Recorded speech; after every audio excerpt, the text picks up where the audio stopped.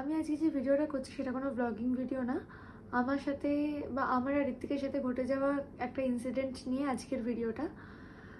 প্রথমেই বলি, এখন প্রায় রাত্রি 11:30 মতন বাজে, আর আমি এখন বসে বসে ভিডিওটা বানাচ্ছি। তো একটু আগেই মানে 11টা নাগাদ আমি জাস্ট ভবানীপুর থেকে বাড়ি ফিরেছি। তো ভবানীপুরে আমি একটা কাজে গেছিলাম।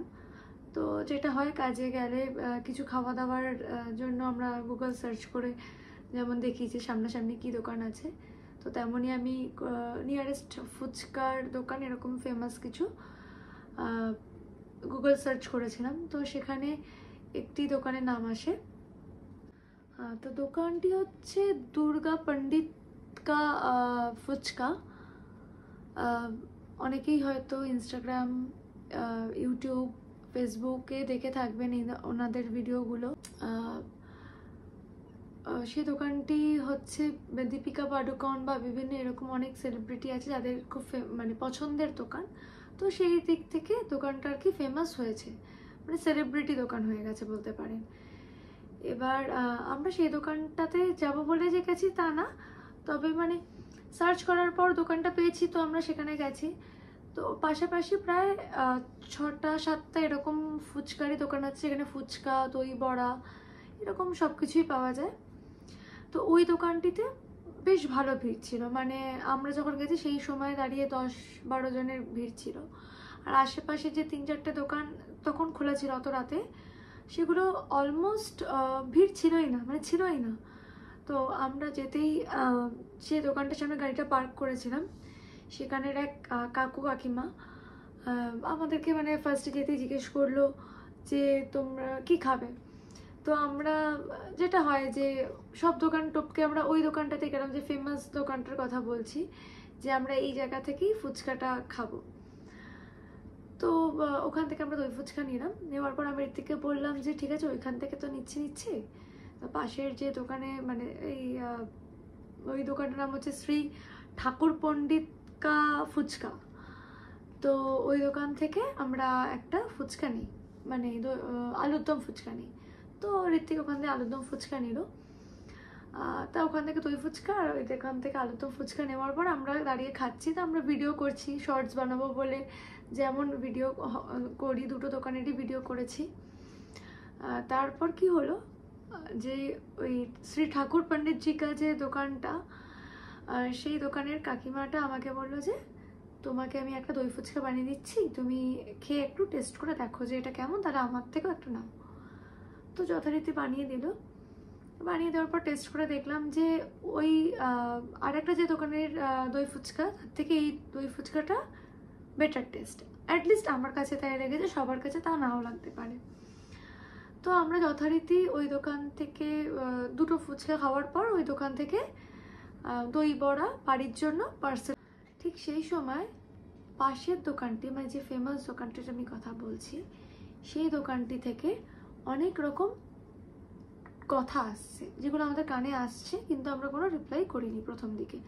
প্রথম দিকে এরকম কথা বলছে যে থাক, আমি ইনস্টাগ্রামে এই অ্যাডভার্টাইজমেন্ট দিয়েছিলাম বলে তো ওরাও দুটো কাস্টমার পেলো, যাক ভালোই হলো, ওদেরও ভিডিও করার কাজ মিটে গেল, এরকম অনেক রকম কথা আসছিল। তো আমরা কোনো রকম পাত্তা দিইনি। এবার যেটা হয়, তা না দিতে দিতে কী হয়, তারা বলতেই থাকে, তারা তাদের লিমিটেশনটা হারিয়ে ফেলে। তো ওনারাও সেক্ষেত্রে তাই করেছিল। এবার মানে যেহেতু ওদেরকে পাত্তা দিইনি, মানে অ্যাটেনশন পেতে পেতে এমন একটা হয়ে গেছে যে ওদেরকে মানে ভালোভাবে হলেও অ্যাটেনশন পেতে হবে, খারাপভাবে হলেও অ্যাটেনশন পেতে হবে। তো ওনারা আমাদের ডিরেক্টলি বললো থ্যাংক ইউ দাদা আসার জন্য। এবার আমরা বললাম যে থ্যাংক ইউ কেন? বলছে না, আপনি যে আমার অ্যাডভার্টাইজমেন্টটা দেখে এসছেন। তখন ঋত্বিক বললো না না, আমি আপনার কোনো অ্যাডভার্টাইজমেন্ট দেখে আসিনি, আমি গুগল সার্চ করে এসছি। তো তখন ওনারা মানে এমনভাবে কথাটা বলছে যে না, আমার জন্যই তো আসা, এসে আপনি মানে এসে ওদের ব্যবসা হয়ে গেল, ঠিক এই ধরনের একটা কথা। তো ঋত্বিক তখন বলেছে যে এটা আবার কি ধরনের বিহেভিয়ার, আপনারা একই সাথে একই জায়গায় মার্কেটে আছেন, কম্পিটিশন, কিন্তু এরকম কম্পিটিশন করলে কি করে মার্কেটে টিকবেন? যেই না এই কথাটা ঋত্বিক বলেছে অমনি ওদিক থেকে একটা কথা এলো যে হ্যাঁ আপনিও খুব বেশি দিন টিকবেন না বা চলবেন না, এরকম। মানে সেই সময় আমি আর নিজেকে ধরে রাখতে পারিনি বা চুপ থাকতে পারিনি। তারপর আমি ডিরেক্ট গিয়ে সার্চ করলাম যে আপনি কি বলতে চাইছেন। তো উনি আমাকে বলছে যে না, আমি আপনাদের কিছু বলিনি, আমি আপনাদেরকে মিন করে কিছু বলিনি, আমি আপনাদেরকেই কিছু বলিনি। কিন্তু মানে আশেপাশে সবাই দেখতে পাচ্ছে যে ওনারা সবাইকে ছেড়ে আমাদেরকেই বলে যাচ্ছে। তো আমি ভিডিও ক্লিপটা আপনাদের দেখাচ্ছি যে তারপর ঘটনাটা কি হয়েছে। এই ভিডিওটা একদম শুরুতে মানে গিয়েই আমি শর্টস বানাবো বলে প্রথমেই এই ভিডিওটা নিয়েছিলাম। এই ভিডিওটা করার সময় এরকম কোনো ব্যাপার ছিল না যে আমাকে এই দোকানটা থেকে খেতে হবে কি পাশের দোকানটা থেকেই খেতে হবে। আপনি কি বলছিলেন? কি বলছিলেন যে আপনি বেশি দিন টিকতে পারবেন না, লাইক দ্যাট। উনি তো বললেন। হ্যাঁ, আপনার কি হয় উনি তো বললেন। আপনি কথাটাকে পিঞ্চ করছিলেন তাই, আপনি পিঞ্চ করছিলেন তাই, আপনি তো পিঞ্চটা করলেন, আমি কেন? আমরা যে কোনো দোকানে খেতে পারি, আপনার ব্যাপার। Exactly so. তাহলে আপনি আপনি কেন কেন বললেন? তুললেন এসে প্রথমে দোকানে? হ্যাঁ, তো ভালো জিনিস তো। আপনাদেরও তো আমি ভালোই বলছি, তাকে খারাপ বলেছি? সব দোকানের ফটো তুলেছি। শুনুন, আমি আগের থেকে জাস্ট আ মিনিট আমি আগের থেকে শুনছি, কিন্তু আপনি কিন্তু অনেকক্ষণ ধরে আমাদেরকে বলে যাচ্ছেন। ইনডিরেক্টলি যখন কাউকে বলবেন, শুনুন, আমরা let me make you clear.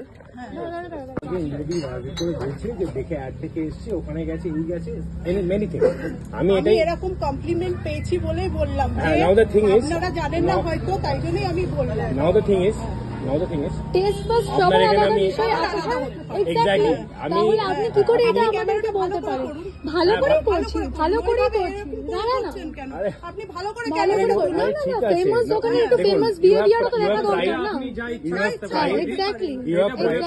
আপনি বলেননি, আপনাকে আমি বলিও না। আপনাকে আমি বলছি না, আপনাদের দোকান থেকে বারবার বলা হচ্ছে, দিদিটা আপনাই বড় করছে। আপনাদের দোকান থেকে বারবার বলা হচ্ছে। Thank you.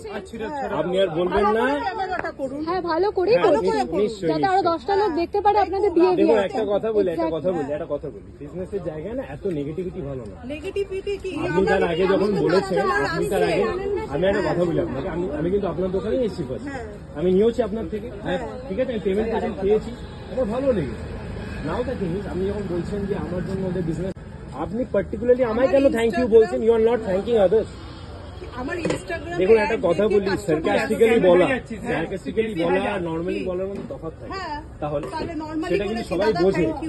নর্মালি বলার মধ্যে সার্কাস্টিক্যালি বলার মধ্যে যদি আপনাদের থেকে এই আমরা আর ভাবতামই না, কিন্তু আপনারা আমাদের বলেছেন, আমাদেরই বলেছেন যে কত সুন্দর মিষ্টি মিষ্টি কথা বলছেন। ক্যামেরাটা ভালো করে ভালো করেই করছি তো, ভালো করে আপনাকে ভালো করে দেখা যাচ্ছে, এখান থেকেও দেখা যাচ্ছে ভালো করে। এই হচ্ছে ফেমাস দোকানের কন্ডিশন। এটা হয়, এটা ভিডিওটা দেখলেন তো, এই হচ্ছে ফেমাস দোকানের মানুষের বিহেভিয়ার। মানে মানুষ একটু ফেমাস হয়ে গেলে যে মানুষ মানে সাধারণ মানুষের সাথে বা নিজের কাস্টমারদের সাথে কি ধরনের ব্যবহার করতে হয় সেটা হয়তো তারা ভুলে যায়। আমি কার টেস্ট ভালো কার টেস্ট খারাপ সেটাতে যাচ্ছি না, কারণ টেস্ট বার্ডস সবার আলাদা, সবার আলাদা আলাদা ভালো লাগা থাকতে পারে। আমার যে জিনিসটা ভালো লাগে আপনাদের সেই জিনিসটা নাও ভালো লাগতে পারে, কিন্তু মানুষের বিহেভিয়ার আজকে আমরা মানে যারা ব্যবসায়ী তারা যে প্ল্যাটফর্মে আছে তাদের কাছে তো দাঁড়িয়ে সেই বিহেভিয়ারটাই আসল। বিহেভিয়ারটা যদি তারা ঠিক না করে তাহলে কাস্টমার তাদের কাছে কেন যাবে? তো এই হচ্ছে তাদের বিহেভিয়ার, মানে এই হচ্ছে সেলিব্রিটি দোকানের আচরণ। মানে এতটাই, সত্যি কথা বলতে আমি এই রকম কোনো কিছু হবে ভেবে ভিডিও করিনি প্রথম দিকে। আমি খুব নর্মালি শর্টস বানাবো, খাবার যেমন আমি শর্টসে পোস্ট করি বিভিন্ন জায়গায় গেলে, তো সেরকম করব বলে ভিডিও করছিলাম। কিন্তু সেটা যে এরকম জায়গায় মানে চলে আসবে আমি সত্যি কথা ভাবতেই পারিনি। যে মানে একটা ছোট ব্যাপার থেকে যে আমি তাদের দোকান থেকে না খেয়ে পাশের দোকান থেকে খেয়েছি বলে তারা আমার সাথে এই ধরনের ব্যবহার করতে পারে, জাস্ট মানে ভাবার বাইরে।